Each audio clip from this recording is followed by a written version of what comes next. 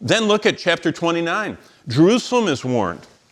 There's going to be a woe against Jerusalem. Woe to Ariel, the city where David dwelt. Ariel, that's code for Jerusalem.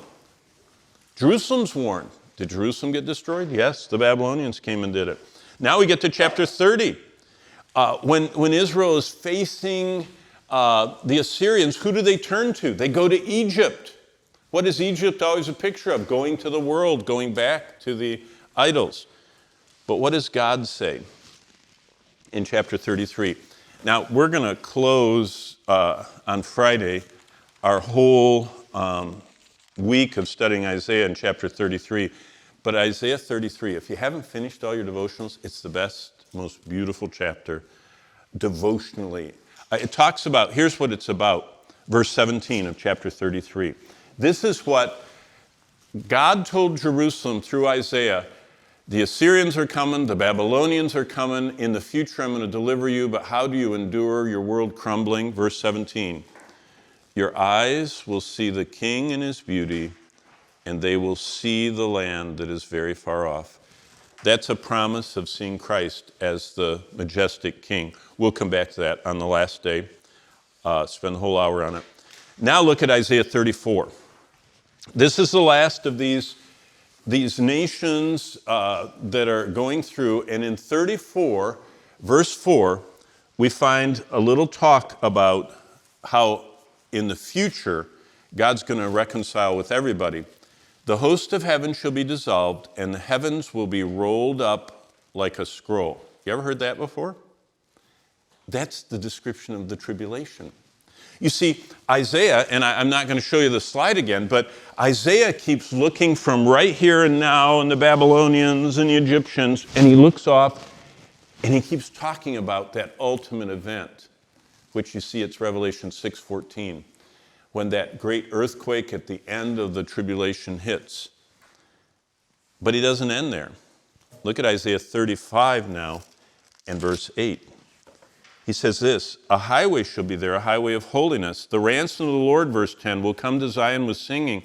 When is that? That's the millennium. You see, Isaiah goes back and forth between the Babylonians and the Egyptians coming and the future event of the millennium. And that's called the kingdom blessings for Israel. You can read about it there. Let me summarize them. If you were in our Revelation class, Revelation 20, the whole chapter is about the 1,000-year rule of Christ. What is the millennium? It's a time after Jesus descends from heaven and lands, his feet touch the Mount of Olives, and the mountain splits, and all the armies are incinerated, and he sets up shop in ruling. This is what he does.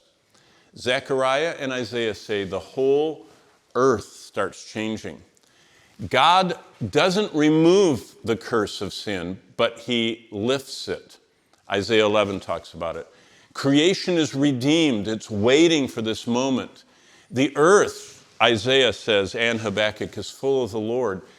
Death and sin are limited. Do you know during the millennium, no one will die unless they're bad? Everyone will live 1,000 years. You'll be healthy. There are no hospitals during the millennium. There are no poisonous snakes. There are no spiders, no scorpions, no carnivorous animals. Lions, that's where Isaiah talks about lions and lambs, the bear and the calf, all that stuff. A child will stick their hand into the den of a viper and the viper won't bite it. God rolls back the curse, not completely. Why do we know it's not completely? Well, Satan, we'll see next hour, is still alive, and his demons, but Satan is confined to chains in the pit, and he's not allowed out. Everything will be fruitful. Everybody will have enough food. It's what everybody wants. Pure air, pure water, pure soil. In fact, I just read it's 100% now. Microplastics, all of us have microplastics in our blood because we're breathing it in. So it's the first time in history humans now have bits of what we would call pollution, microplastics, nanoparticles, are found in every single blood draw in every hospital around the world. It's from the top of the Himalayas to the bottom of the ocean. There's plastic everywhere. God is going to solve all that. And everybody's going to have their own land. Everyone's going to be healthy. And God is going to reign. What is the lesson about God's trying to tell us? That people are responsible. Romans says everybody is born into this world with 2 candles in their hands. I've taught this all my life. Going through seminary, I've heard this in Romans 1. And I couldn't wait for our first son to be born, Johnny. And I was right there wearing my gown, my mask on. The doctor was there telling me I was assisting in the birth of my son. I wanted to see his candles because the Bible says everybody's born holding 2 candles.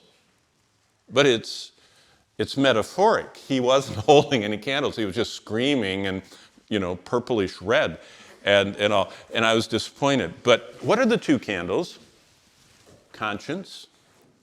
God gives everybody a lit candle of conscience. And if you follow that candle, it will light your way for you to know how to find God. You understand that? Conscience is God's ally that's inside of everyone else. Everyone also has a second candle, creation.